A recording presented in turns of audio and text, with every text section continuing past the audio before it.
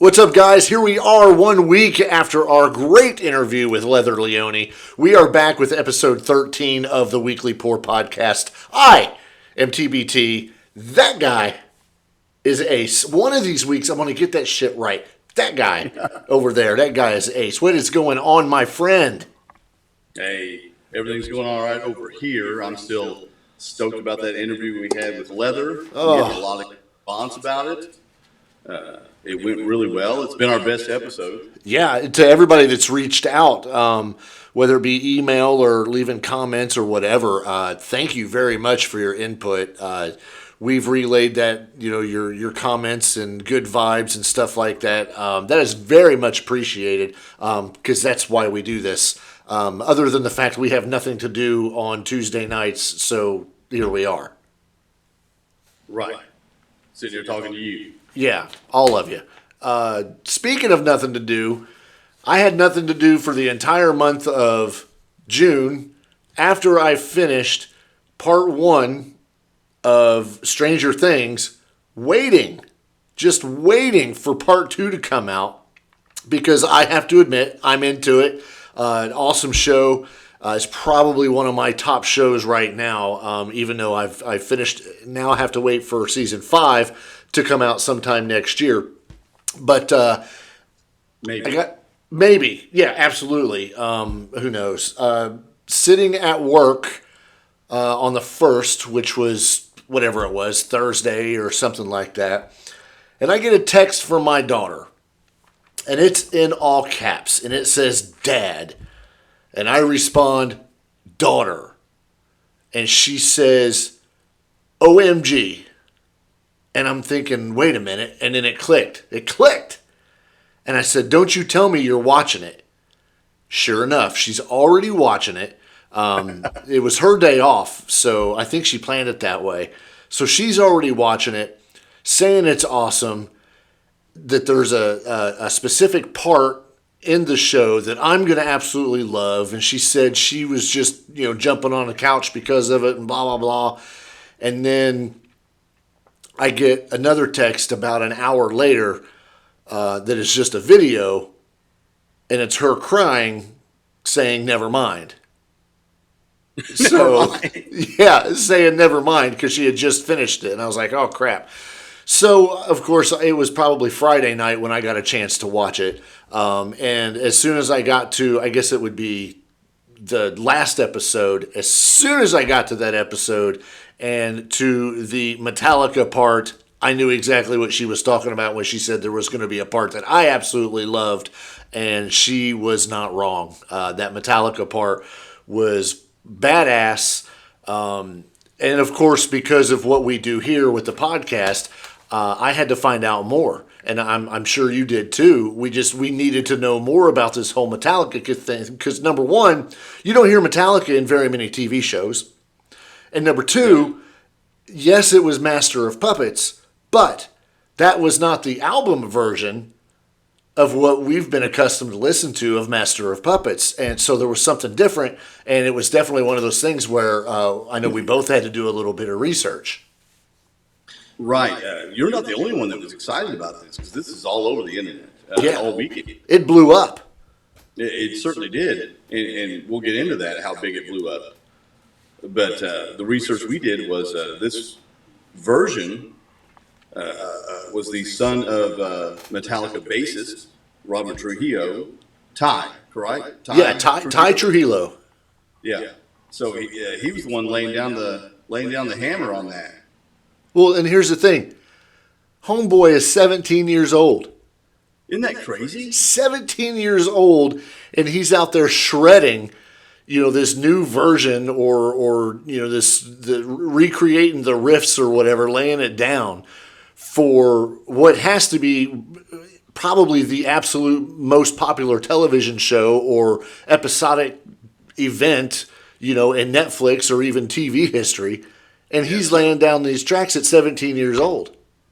Certainly one of the biggest shows on Netflix, certainly that. Oh, sure. And I didn't know the right side of a guitar from a drumstick at 17, and this kid is rivaling, people like Eddie Van Halen. Yeah, one of the things that I was looking at with Ty is I You were wanted with to him? know, huh? You were with Ty? Yeah, with him and I, we were hanging out. But one of the things I wanted to look at in regards to him, when he was only 17 and redoing this, is just how talented he is. And there's some videos out there, of course, on the YouTubes of him, playing all these different things. But he played with suicidal tendencies for, I guess, a couple shows or something like that. And that is where Robert played, for a while. Right. So they had no qualms about pulling the sun in and filling in. Yeah, I guess there's no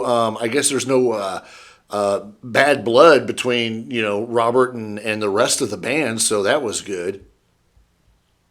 I'm gonna pull up suicidal tendencies here and just see how long Robert was a member, because let's see, past members. Holy crap, that is a freaking list of past members.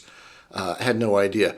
Robert Trujillo played with suicidal tendencies from 1989 to 1995. So that's a good 6-year career he had with them. I didn't know it was that far back either. No, neither did I. They've been going since 78, from 78 to present.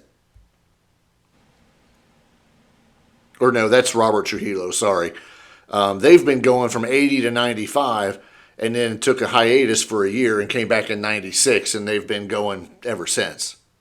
Yeah. But 17 years old, jamming Metallica, your dad's band, one of the busiest bands, most touring bands out there. Everybody knows who, well, we'll get into that in a second. A lot of people know who Metallica is, and everybody knows what Stranger Things is. They've watched it, they know it. Yeah. At least you've heard of it. Exactly. But as you pointed out a while ago, this has done a number for Metallica and, in essence, Master of Puppets itself. Yeah, it's revived it a bit.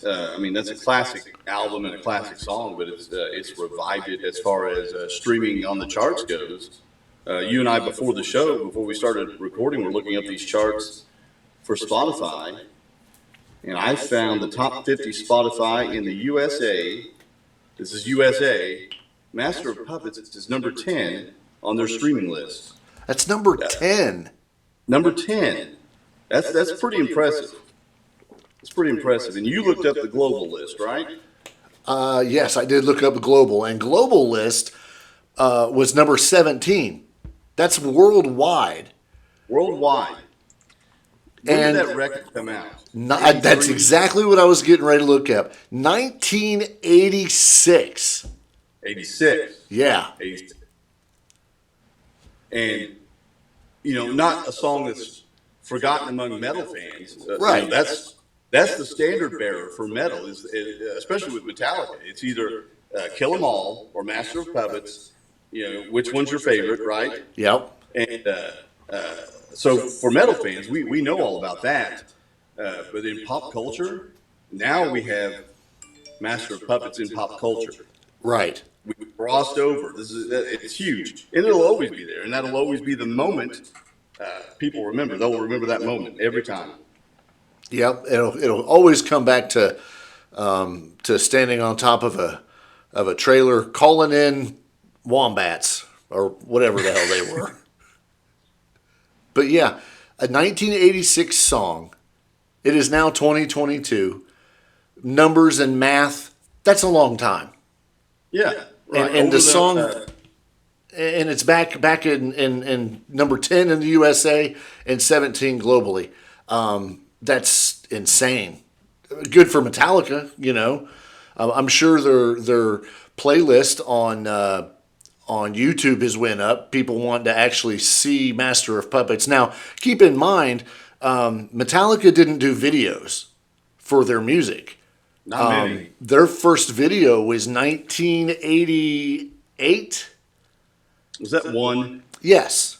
Yeah, one was the first one I remember. Yeah, that was the very first one. I remember watching it on Headbangers Ball, and it world premiering, the night. Gosh, what was his name? Curry. Yeah, Adam Curry. Adam Curry. With his big mop. Right. It was the world premiere of Metallica 1, and I remember watching it. Remember where I was. But that was the very first video they ever did. Now, they've done a lot since then, but they didn't go backwards, and go make a Master of Puppets video or a Ride the Lightning video, nothing like that. So they didn't have the airplay that, songs and stuff do now. I can't say videos because MTV doesn't play videos anymore. But for that song to now be in the top 20 worldwide, top 10 in the U.S., that's just insane. It is insane. And maybe I'm getting ahead of myself, but not just that song, but the Kate Bush song that was featured, Running Up That Hill. Yeah. That's from 85, right?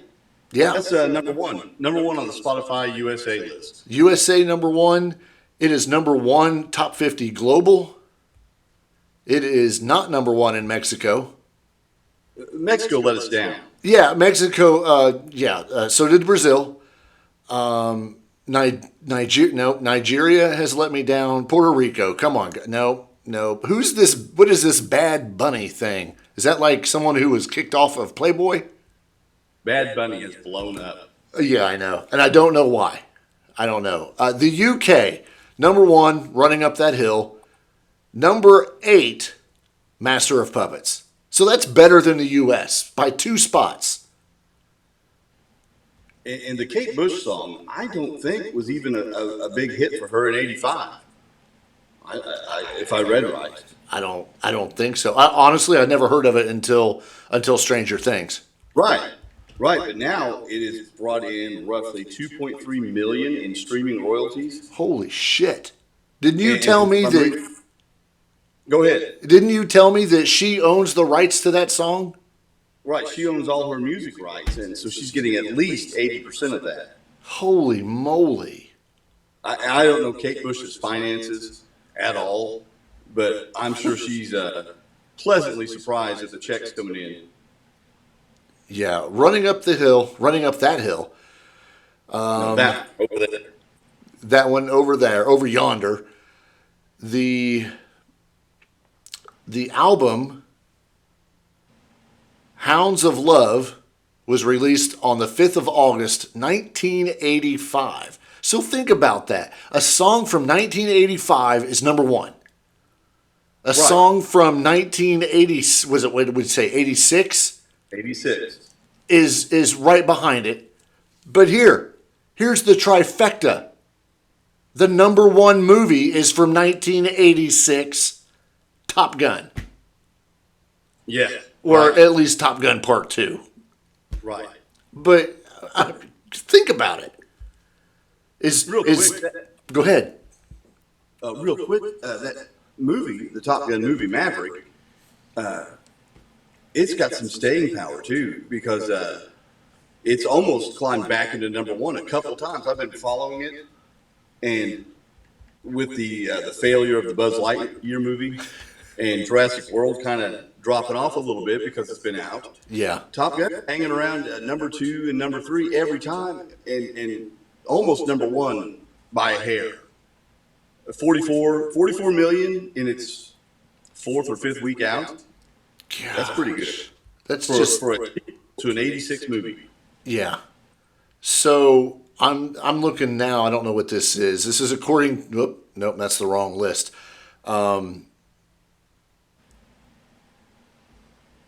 Let's see.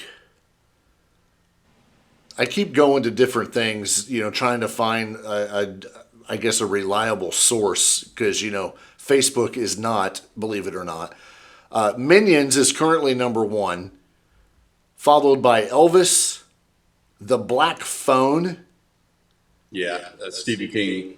And Top Gun Maverick at number 4, and this is Rotten Tomatoes. Number 4, and it's been out 6-7 weeks. Yeah, and still breaking money. But I mean, if you think about that, you think of and And Stranger Things itself is kind of set like in the 80s, which is why they've, Right. got these 80s songs. So yeah, it makes total sense. But it kind of reminds me of a few years ago with Footloose when they remade that with the horrible remake that was done. But it I heard it was didn't. bad. Oh, just don't. Oh, yeah, very bad. But aside from that, it's kind of for us because this is our, age. This is our time of listening to things. It's kind of cool for this nostalgia. Oh, and one of the best bands to come out from 1985, Motley Crue, is Right. in a headlining tour. On the biggest tour of the year right now. Yeah, exactly. So, it's the '80s nostalgia. I can't remember when it started, but it has lasted and lasted. I kept waiting for the '90s nostalgia to take over, and we'd see people wearing paisley shirts all the time. But that's not quite happened yet. Not quite. This No. '80s stuff is hanging around, and it's because I think people like you and I, we keep passing this stuff on to our kids, and they end up just liking it better than what's out now sometimes. Yeah, I know your kids, going to concerts for people that I would not expect someone that their age would go to. But I've got TikTok. I've got all the things like all the kids do, and my kids will send me videos, and those videos will be of like 80 songs, or songs that that we listen to when we're traveling in my vehicles because we always listen to some kind of hair metal or whatever there was. And so that's stuck with them, and I absolutely love it because now, as they enter their early to mid 20s, they're still jamming it. They're still pointing out things like Metallica and Stranger Things, or these different places where they would not expect these songs. And my boy that's in the Air Force, he is a big Poison fan. So he'll throw, Really? yeah, he'll jam Poison or see a video and he'll send it to me and be like, oh, well, just like CC DeVille doing his rendition of Eruption. He's Yeah. like, oh wow, look at CC just jamming out, and it's like, yeah, But then again, the dad inside of me is sitting there going, that's my boy. He's pointing out that stuff that that we listen to that a lot of people they just don't talk about. The diehards do, but as you alluded before we went on air, you talked about how this is going to bring all those closet fans or those people that think they're fans of a band, and I'll let you name them because you did very well. I was just thinking of this while you were talking, but when the movie The Dirt came out about Motley Crue, of course, you knew what that was. I knew what it was. We had both read the book. Yeah, We were excited for this movie, and my daughter had a roommate in college who watched the movie, loved the movie, which is great. And she comes running in singing the praises of Nikki Swift and the Motley Crue. Nikki Swift and the Motley Crue, and the Motley Crue. she knew who these people were, but she didn't. But that's okay. It's okay. Nikki She'll get there. Swift. So I'm waiting on all of the people that come out loving the Metallica. The Metallica's great. I love Master of the Puppet. I remember in 1990 something when they came out with Enter the Sandman. Nikki Swift and the Motley Crue. That sounds and like Taylor Six. These are great names for a Steel Panther. Yeah. Is that a wedding band? Do they play weddings? Nikki Swift and the Motley Crue? It's the Motley Crues.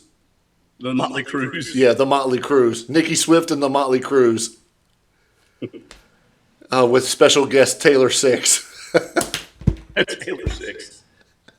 Comes out with one line under the eye. Oh, yeah. Holy moly. The Motley Crue. That's funny. Well, with that being said, the Megadeths, will soon be following for something. If you put the in front of everything, I love the Aerosmiths. It makes them more important. Yeah, exactly. I mean, it sounds more nostalgic. And it's more inclusive, too, because now it's not just Aerosmith, it's the Aerosmiths. Yeah, or the Def Leopards. There's 5 of them. What? Really? I never knew there were. I'm so confused. Royalty-wise, I'm sure Metallica's going to see quite a bit off of that. I would assume that Ty, businessmen are, that's all about James and Lars and business. They're not as, I'm not going to say they're not as good because I think they are, if not a little bit better, but they're not as loose with their copyright and trademark as Kiss is. With Right, they throw it around everywhere. Oh, I'm sorry, as bad and loose as the Kiss is. Yeah, the Kiss. With lunchboxes and floss and condoms and water bottles and all that, but they're going to do good off of this, I think. Well, it's good for Ty. Oh, hell yeah. It's good for Ty. I knew nothing about this kid until this came out. Yeah, well, what happens now? I wonder what's going to happen in episode 5. Aside from the storyline, they've brought in all this metal. They have this music. It's kind of like, and I don't know if you watched it. Did you watch Peacemaker with John Cena?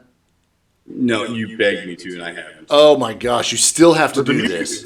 Oh, the music was phenomenal. I talk about them all the time, but Steel Panther is on, or not them themselves, the Steel Panther. But the music is in Peacemaker, and it's just he's an 80s metal fan, and when his mood changes is when his music changes. What he's listening to. I mean, and I can understand because there's a scene where he's down in the dumps. And he's listening to Faster Pussycat's House of Pain. I felt that, It is, or gosh, what was it? Pretty Boy Floyd. Just obscure things that you don't hear all the time. And he's playing I Want to Be With You or Leather Boys with Electric Toys. Did you watch Reacher? Yes. Do you recall the running joke in there with the detective that liked the 80s metal? And Reacher, of course, was telling him to turn the station or take the tape out or whatever it was. So therein is another show, and it's a running joke in there, but they're incorporating 80s music into their soundtrack a little bit. Yep. And back to Peacemaker. Who's the guy who's the singer for Steel Panther? What's his name? Michael Starr. Right. He did a great cover of help me out here. Yep, I know what you're talking about. Pumped Up Kicks. Yes, Pumped Up Kicks. That was a great cover. I played that to death when you sent it to me. Well, I remember when I first heard it on the show, it was I liked the song, the original. But it's just it's not my type of thing to listen to all the time. And I hear it and I'm like, man, that's good. That's rocking, and I was like, there was something about the voice. And I was like, holy crap, I know that voice. And when I looked it up, it was Michael Starr, but it was his real name and not his stage name. And I was like, that's why I like it, because it's Michael fucking Starr. Right. Or in his case, I think it's Ralph Sames. Ralph. Yeah, or something like that. He doesn't look like a Ralph. I have an uncle whose name is Ralph, and my Uncle Ralph looks like a Ralph. But Michael Starr does not. But whatever. Yeah, Pumped Up Kicks. A tremendous remake that they did. So it's kind of neat. You're seeing all these, 80s type things, late 80s, early 90s things coming out. And they're making money still to this day, 30 some years later, on the stuff that they put out to entertain, to pay their bills back in the day, when they were first coming out. I just thought of something else. It's not 80s per se, but what's about the most popular TV show series that's in perpetual reruns that your kids watch? It's Friends. Yeah. That's a 90s show, and I remember when my kids were looking for something to watch, I told them, you got to watch Friends. Sure. And I think every other parent said the same thing. And I mean, gosh, I can't even imagine the money they're making off that show. Oh yeah, there was a lady. It's so funny you bring this up because it's quite ironic, and I don't mean the Alanis Morissette, but she was Which on is more of a coincidence than ironic. Yeah, right. Awkward. She's going is on a TikTok video. She's going through. She's an actress, and she's going through her residual checks that she gets every month for all the different things that she did, and she's naming off Victoria's Closet or something like that. A TV show had Kirstie Alley. Yeah, that. She was in that for like a couple episodes. Family Ties. So some 80s things, and she named off a few more, and each of the royalty checks was for like $7, $8, $12, stuff like that. And then she got to one where she was in reoccurring episodes of Friends. She was a co-worker of Phoebe, and her check was for like $2,000. So I mean that right there, that the popularity of that show is just bringing in the money. Right. So obviously not just for the stars. Obviously. No. Even the not the stars, just the ones that were like I guess the bartender would have been a star because he was in like everything, or the barista, whatever you want to call him. Right? Yeah, that's it. But she was just a coworker, and all of a sudden she's getting $2,000 a month, or at least the month that she showed, based on reruns, royalties or whatever that different countries or whoever's paying. Because I don't remember where you can watch Friends now, if it's Netflix or Peacock or what, but they're always getting played. It's always on like USA Network or something. I think it's HBO Max has it now, I think. Okay. And then TBS runs it in perpetual reruns. So yeah, I mean, and that's big money. Oh, definitely. That TBS has to pay. Yeah, because they're paying not only a royalty, but probably a whole bunch of other stuff that went with it, on top of trying to get whatever advertisement or advertiser, yeah, to play during the show, because people are watching it. It's not sitting there drawing 16 people watching it. No, it's like Big Bang Theory. If it's on in reruns and I got nothing going on, I'll sit and watch it because it's Big Bang Theory. Never seen an episode. Oh, wow. It's on all the time. How'd you pass it? I changed the channel. Like, as soon as I see it, it's gone. Has something turned you off about it, or are you just refusing to join the masses and watch that show? The actors. Yeah. I don't like them. The only one I like is Kelly, what's her name? Haley Cuoco. Yeah, Cuoco or whatever it is. And that's only because she looks good. But I don't like the others. I think the only clip that I've seen was when they brought in Mark Hamill. Okay. The whole Star Wars thing. But other than that, no, I won't watch that show. I don't like it. If it's the last thing on TV, I'll turn TV off. Oh wow. And I had to get up and grab my 4th of July celebration bottle. In honor of the 4th of July, this was what I was drinking the other night. It's Eagle Rare. Phenomenal bottle. This is actually let me see if I can find it, a single barrel from Liquorama. And it is some very, very, very good stuff. You cannot go wrong if you buy something from Liquorama. Right. They have liquor up front and poker in the rear. What? Was that one of your $300 bottles? Oh no. Absolutely not. That's more of like a that's like a $28 bottle. I'm surprised you stooped that low. Oh, it's good. It's one of those good ones, man. It's 10 years old. It's good. It's one of the better bourbons out there, that doesn't have the name Blanton's.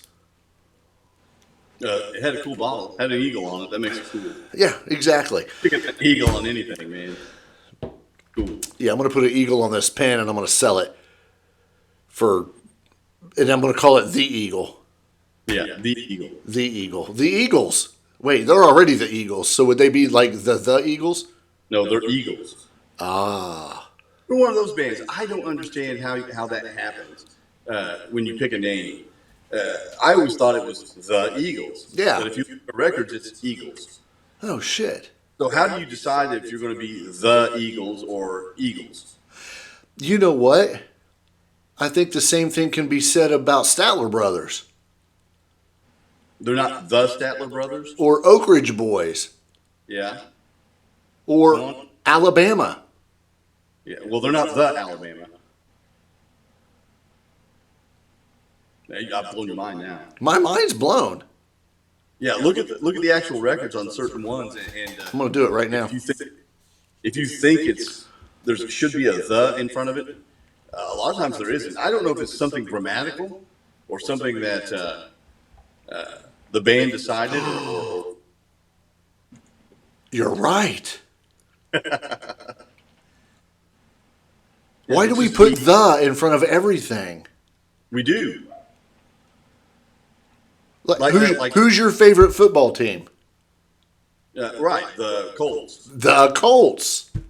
Not Colts. But when you buy a T-shirt, it doesn't say the Indianapolis Colts. It says Indianapolis Colts. What have we done? Is there somebody in the grammar department checking this stuff? Apparently not, and they need fired.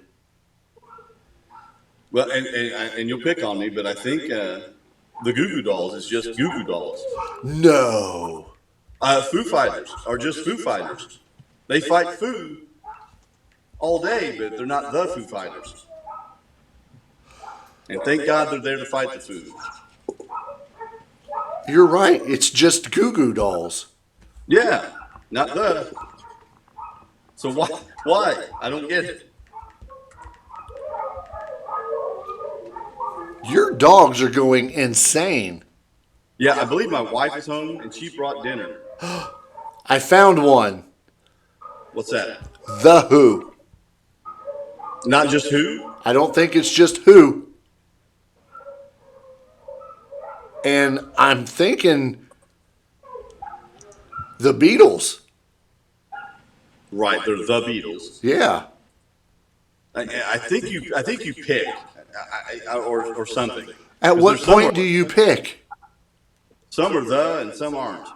I know, but I mean, do you guys? Is it like, hey, tomorrow's the pick day? You guys have to decide if you're going to be the Metallicas or the Steel Panther. Right. The Beach Boys, the Beastie Boys, the Beatles, the Allman Brothers. Yeah, not just Allman Brothers. The Clash. My mind's still blown. Right, just when you think there should be a the, there might not be. Is it the Sammy Hagar? No, he's just Sammy. Well, speaking of Sammy. Oh, yeah. And bourbon. Yes. Well, kind of. Or liquor. Liquor. Sammy Hagar recently came out and said he made a lot of money. But his money wasn't made from music. It was made from his outside ventures, which translates to alcohol. Right. Cabo Wabo. I don't remember what year that was established because there was a bar and there was a tequila. He bought the club in '86 or so. That was a joint venture with Eddie, Alex, Michael to buy that club. Right. And then he liked it so much, and they weren't interested in doing anything with it. So Sammy bought all the stock in that, and then developed that tequila, and that did real well for him when he owned it. Yeah. Then he sold it. What we decided it was 80% he sold. He for sold 80 million. 80% of it for $80 million. I don't think he's made $80 million in music sales for his career. I wouldn't have an idea. I'd have to look, but 80 million. Let's say he did. Let's say he did 80 million in music sales. You know, from everything he's done, from Van Halen to all of his solo stuff to XYZ, whatever. If he's made 80 million from that, and then makes 80 million from selling 80% of the Cabo Wabo, that's $160 million. I will never see that in my lifetime. No. And all he did was develop a really good tequila. Yeah, and then he still had 20% that he sold later. Yeah, for an undisclosed amount. Yeah, which I'm sure was probably significantly more than the 10 million he got per percent. I wouldn't be surprised if he sold it for double that and made another 40 million on 20%. I would agree, because if when he sells the 80% interest, if it takes off under the new label, the new brand, Yep. it's worth more. Yeah. Worth more. So let's say he did. Let's say he sold that for 40. That's 120 million that he sold it for, just for developing this badass tequila. And he sold it to it was another, not a liquor store, but a liquor producer. Right. So that's the rights. That's not even including anything that he had perpetual. Like, excuse me, if he had the rights to, here's my 80%, here's my 20%, but I want, 2% royalty for the next 40 years. Right. So he could still be making, I don't know if he did or not, but he could still be making money. Well, now he's got a rum. Yeah. That he's making money on. And he still owns that. And up until COVID, his birthday bash was held down in Cabo at the club. And you couldn't shoehorn enough people in that place. It was so packed. Yep. What is his recent venture with Guy Fieri? I don't know. Is it a restaurant? I don't know. Did you know that he has a series of mountain bikes? No. Sammy Hagar's a big mountain biker, or he was at one time. And, he got into the mountain bike business. Really? Yeah, really. Oh. Sammy Hagar and Guy Fieri team up on tequila. Again, he's into the tequila game. Again. This was from 2019, but I don't know if it's still going or not. But tequila, again, is that, just because I did it good the first time, I'm going to do it again. He's a very good businessman. Do you know something else? He owns, or did, a travel agency. Did you know that? No, because it was he found out it was cheaper to book his own flights, and so he invested in his own travel agency, and that's how he took Van Halen around the world. He could book them himself, didn't have to wait for anyone else, and I think he was able to. Other stars started using it. So other rock stars, started using his business for their flights. So he's not just the Red Rocker. He's the Red Rockin' businessman. He's pretty shrewd with that stuff. That's ridiculous. We need him on this show. Someday, right? Just to tell us how it's done. But I'm looking to see if there was anything as far as like what they named their tequila, and I'm sure it's out there. I can't find it, and I guess it's not that important. But he does have Sammy's Beach Bar Rum, the Spirit of Paradise. Right. Now I like rum. Yeah, rum's kind of the thing right now anyway, so the timing is good. So you go to the website, it is a picture of him sitting with the Rick Springfield. Not Rick Springfield. No. It's the Rick Springfield. Why does it have him on? Okay. It was something weird. We're passionate about rum, period. And it doesn't say him and the Rick Springfield. It's just him. Beach Bar Rum is made from the purest ingredients and finest cane sugar in the Caribbean and is distilled 3 times, creating a superior taste. Sammy Hagar's history of bringing only top-level products to the market speaks for itself, and partnering with people who believe in the same values only drives the success of the brand. Open a bottle and create your own paradise. Well, isn't that special? Huh. Maybe he and Rick are trying to tell you that they've done everything for you, and you've done nothing for them. Buy their rum. Well, all right, there's something up here. This has got to be a venture between him and Rick Springfield. It's got to be, because I'm seeing a lot of stuff. There was an article that said, our very own Rick Springfield. Right. All right, now I got to do this. See, this is good when we're sitting here and going over things, and now we have to go and do the research while we're recording. Well, because we never know where we're going. No kidding. That's why we can't make notes for the show that are longer than like a page, because we just get, holy shit, it is a venture between him and Rick Springfield. Rick and Sammy's Beach Bar Rum. Yes. I'll be darned. Mm-hmm. The rum range from the trio features 3 Puerto Rican-made expressions, a basic white rum, a cola spiced rum, and redhead macadamia nut rum. Redhead. So many different things I could say about that. Son of a biscuit. I didn't know that. I like rum. I have some. Well, now you know you have to go buy this rum now and try it. So, this is from one of our local places, Okay. Hard Truth, which is here in Indiana. And this is toasted coconut rum. It's very good. I can go through a bottle in a day or two. Do you drink that by itself, or are you mixing that with something?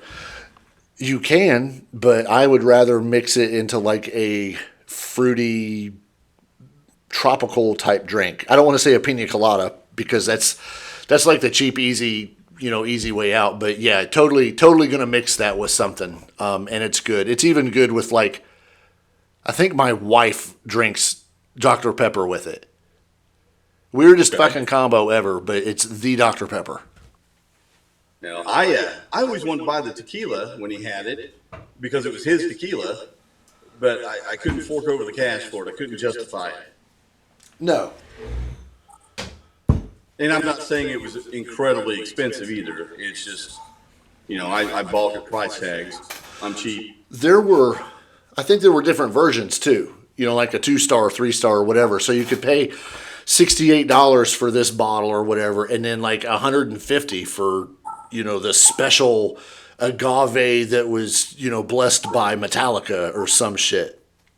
Well, they played Enter Sandman while they shook it. Oh, Enter the Sandman, and it made it better. Enter the Sandman, yeah, it made it better. Speaking of rum, this is one of my favorite rums that I got turned on to when I was in Puerto Rico. Actually, when I was traveling the Caribbean in my past life, which you can kind of look back here in the back and see. But this one's good. Back when I was a pirate. What is that, Rio de la Bombe? It is. You are so fucking close. Ron del Barrilito. I fucking hate this camera. That's a cool looking bottle. Yeah, Puerto Rican rum. There's a 3-star, there's a 2-star, something like that. The 3-star is the best. I have an open bottle, and I actually, so the last bottle I got was in Puerto Rico, and I had some friends that were still down there, and they were looking to try to find me a bottle because they were going to send it. They were not going to send it. I was going to go pick it up, and lo and behold, I go to my local liquor store probably 6 months ago, and they had it on the shelf. And I about freaked out. And I was like, holy shit. And I told the owner, I was like, you know how long I've been looking for that? I was like, that's a very good Puerto Rican rum. And she's like, oh, that's awesome. And all that. So, that one's a mixer. I'll mix. Why is this in the wrong spot? I'll mix Coke, whatever your refreshing carbonated beverage of choice is to use with it. It's very good. Now, this one that I'm going to show you, I can pour this into a glass and sip it like I can bourbon. It is sweet. It is mellow.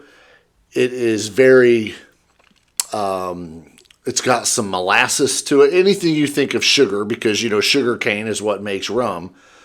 Right. Very caramely and all that. It is available at your local liquor store. Kirk and Sweeney. It's an 18-year-old rum. And that's every bottle, 18 years. 18 years. So it was in the barrel for 18 years before they put it into bottles. Yeah, and that's the thing about like rum. I don't ever think about people drinking that straight, Right. Because I'm so hearing about it being mixed in pina colada or whatever you were saying. Yeah. So yeah, I never think about it. You're just sitting down and having some rum. I'm going to see if I can do this. No, it's not going to work. Ha! Now we're talking. Yeah. That's like, I could just drink it now. It's very good. Oof. But that's one of my favorites. Highly recommended. Kirk and Sweeney, 18-year-old. Doesn't have too much of like, the longer they sit in a barrel, the more like almost astringent it gets, whether it be, bourbon or rum or whatever. The more it sits, then, it's pulling out more of the tannins and like the tart stuff, and can get to where there's so much oak in it that it's just, I don't want to say shitty because it's never shitty, but it just has a flavor that I don't prefer. So, Right. So even bourbon has a limit. In my opinion, it does. Yeah. Yeah. I have a 15-year-old bourbon over there that I think is amazing. But on the shelf above it, I have a 14-year that I think is better than the 15-year. But then I can go pull up a 10-year that I think is better than the 14. It's all about, it's funny, it's not just about the mash bill, or the recipe. It's a lot about the location. It's all about the location, where it's at in the rick house. If it's on the top, it just like in your house, in your attic, it's super hot. Where down closer to the floor, it's not as hot and it's cool. Or at least cooler. So when you're hitting 115, 120 degrees up top, that wood's swelling, and it's going to let all of that freaking whiskey and bourbon inside the crevices and bends of the wood and all that. Whereas down towards the lower ones, it's not going to expand as much. I'm not talking expanding to where you can put your hand in it or nothing, but just wood, just naturally expanding, and that would affect the flavor. Totally. That's what gives. So when whiskey goes into the barrel, when bourbon goes into a barrel, When rum goes into a barrel, it's crystal clear. Just like water. Right. Yep. I've seen it like that. Yeah, But still. Yeah, it's crystal clear. So it's the time spent in the barrel where it draws out the colors, and because the barrel's charred, different levels of char. So it's that char and that wood that's given the rum, the whiskey, the bourbon, the whatever, a distinct color, along with the flavors. Which, of course, you're going to taste corn in bourbon because it's 51% corn on that mash bill. But as far as like your caramels or your vanillas or stuff like that, that's going to be pulled out of the wood, and part of your yeast strain too that you're using. But the most hearty stuff like that's coming out of the wood. Yeah, I know all that. Yeah. So we just did like a whole 5-minute introduction into how you kind of make the shit, sort of.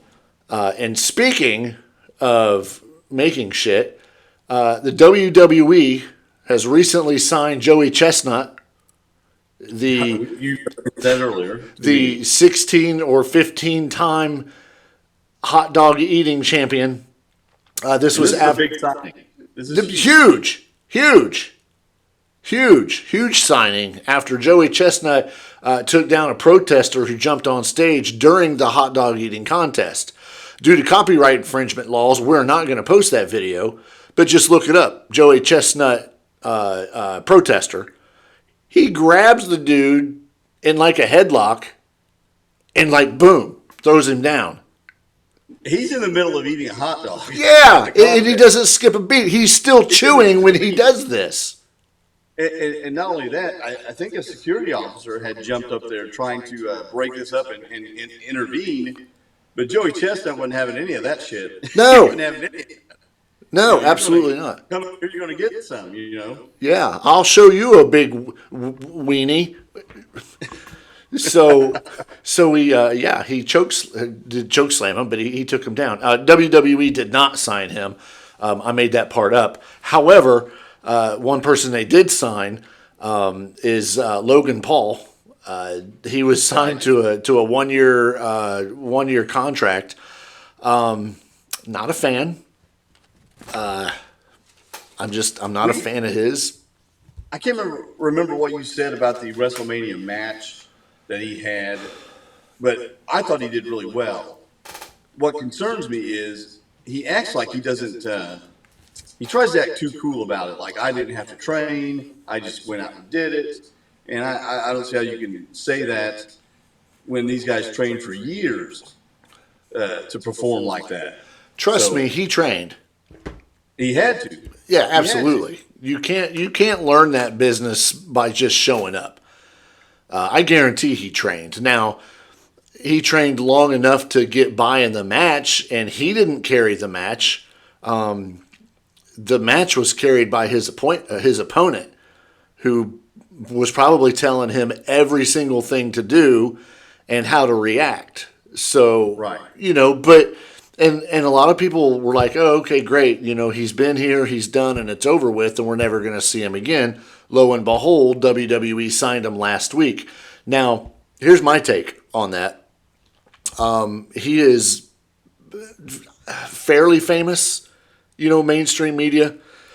Everybody knows who he is. And I think the WWE is, I think they're capitalizing on his popularity, Right. his mainstream popularity to garner some press that doesn't revolve around the current investigation into Vince McMahon and the alleged $3 million payoff that he gave to some chick that I guess he was banging or something. Right. It's the old bait and switch. Yeah, it's the old switcheroony. We're throwing misdirection at you. Yeah. Look over here. Don't look here. Yeah, here's the pin, but don't watch what this hand's doing. I don't know if you watched Money in the Bank at all. Did you watch any of that? I did. I Did you actually see? watched I didn't watch the repeat. I actually got in on it on the very last match, and because it was Peacock, I was able to rewind because I missed all the good matches, so I kind of flicked through them just to see who won. Well, did you see the Triple H and Shawn Michaels love that was going out all over the place by the competitors? No, The Usos doing the crotch chops and no, Ronda see, Rousey doing the Shawn Michaels pose. no, see, I wasn't watching the matches. I was just flipping through like to the end to see who won. I just thought that was interesting because we have this situation with McMahon, with Vince. His daughter, Stephanie, is now the acting CEO. I think Hunter is back involved. We already know Shawn Michaels is in training or is a trainer in NXT. And I just wonder if this is some sort of inside baseball on it. Hey, we're glad you guys are here. I was going to say, do you think maybe it was a show of respect or a show of support? Yeah, exactly. Okay. Now I'm going to have to go back and rewatch them. I thought that was kind of cool. Like, I don't know if everyone picked up on that or not. I didn't initially. Someone had pointed it out to me that I know. And I'm like, yeah, that's pretty cool. No kidding. So maybe it's going to get better. It's been kind of uneven. We all know that. It was going to be better until they brought out those stupid freaking male models. Which male models? Did you not see? Was this on Monday at Raw or was this on the pay-per-view? I didn't get through all of Monday Night Raw. So I don't remember which one it was on, but they brought out male models. Like they're wrestlers. And I don't even know who they're managed by. And I'm like, are you shitting me? Like, I'm all about gimmicks and no. I was Fandango. like, huh? Wasn't Fandango again, was it? No, but see, they did something with that character. No, I don't know. I didn't recognize. I don't think they're repurposed wrestlers with different. I don't know. All I know is that I was ready to just turn the channel and stay on AEW forever. Right. What you were looking for? No, it was so stupid. They've got so much stuff, in my opinion. I'm not a writer, but they've got so much stuff that they can run with. Ronda Rousey, Alexa Bliss, if they would just keep things going with her. Liv, which they're trying to do something now. But to bring these male models in as who the fuck are they supposed to be going against? What tag team are they going to go against? The Usos? Hopefully. I don't know. There's like no place for them to fit. Max Dupree introduced the maximum male models. What the heck? Yeah. Is it on Raw? What does it say? Oh, shit. No, it was SmackDown. On SmackDown, okay. Yeah. And no. Just no. Unbelievable. Macy or Massey. Oh, wait. Is this reminiscent of the Spirit Squad? No, I don't think so. This is way beyond there was no flamboyance in the Spirit Squad other than, ripping off Saturday Night Live. This is pure. What's the freaking movie? What's the male model movie? The comedy. All I can think of is Magic Mike right now. Zoolander. Zoolander? These are guys from Zoolander. That's what it reminds me of. I'm like, are you shitting me? Yeah, absolutely horrible. Well, it may flop and you won't have to worry about it because they'll brush it off. Yeah, I'm hoping so. Kind of like they've done with a couple different things, but I want to see who produced that segment. Please don't tell me Bruce Pritchard. No, Adam Pearce. Which may explain a lot. They were supposed to be called something else, but Vince McMahon ended up renaming the stable. But there's two of them. It's just two. And it's I don't know. It's dumb. It's absolutely dumb. They got a 7-foot freaking Ethiopian or whatever he is that they can't figure out what to do with. And they're going to bring out these 2 male models. It's like, okay, come on, decide which way you're going. But I don't know. But whatever. It's irritating. Don't look it up. It's not worth your time. I think even when AEW doesn't make sense with their booking, there's a lot of times I still enjoy it a little better. Yeah. At times. I'm a sucker for WWE because I've always watched it. Absolutely. And especially when the pay-per-views come around or whatever they call them now, the events. Yeah. Like Money. I'm gonna pay attention. But I feel like I'm getting sometimes a better show overall. Yeah. When I watch AEW. Yep. Sometimes I just can't stand the Raw. Yeah, the Raw sometimes just sucks. Yeah, sometimes it just needs the SmackDown. So that we don't forget, make sure you stop by badcompanybbq.com. To remind you guys, Bad Company Barbecue, our buddy Jason over there does have a promo code for the listeners of the Weekly Pour. If you use the promo code The Weekly Pour, you get 10% off all seasonings and stickers. So make sure you visit badcompanybbq.com. It's Bad Company Barbecue Seasonings on Facebook, and they're also on the Instagrams. We are also on the Instagrams. We are also on the Facebooks. We are also on the emails. So be sure to, I just realized we're not Weekly Pour Podcast. We are We're already. No, we're staying. No. I'm not paying. No, because somebody's going to have to pay those royalty fees. We're just Weekly Pour now. If you want to email us at theweeklypourpodcast@gmail.com.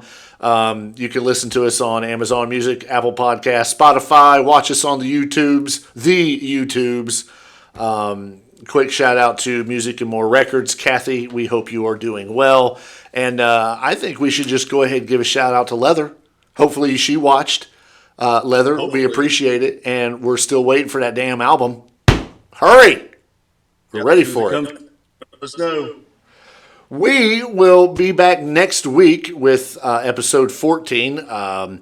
We've got some interviews coming up in the next few weeks. I know you have a concert next week that you're going to with your family, which is just totally badass. And we'll go into Hailstorm. We'll talk about that on our next podcast, because by the time we record it, you will have went to that concert. And even if you don't have your hearing back, we'll still talk about it, and I expect lots and lots of pictures. Yeah. And you know what I'm talking about. Yeah, I do. Yeah. But anyway, last parting word from you, if you have anything. Nope, just everyone have a good week. Keep rocking. That's it. Oh, okay. You said, like, keep rocking, like you were going to finish it, but it was just rocking. It was the end. It was the end. The end of the podcast. It was the. I don't. Whatever. I don't know.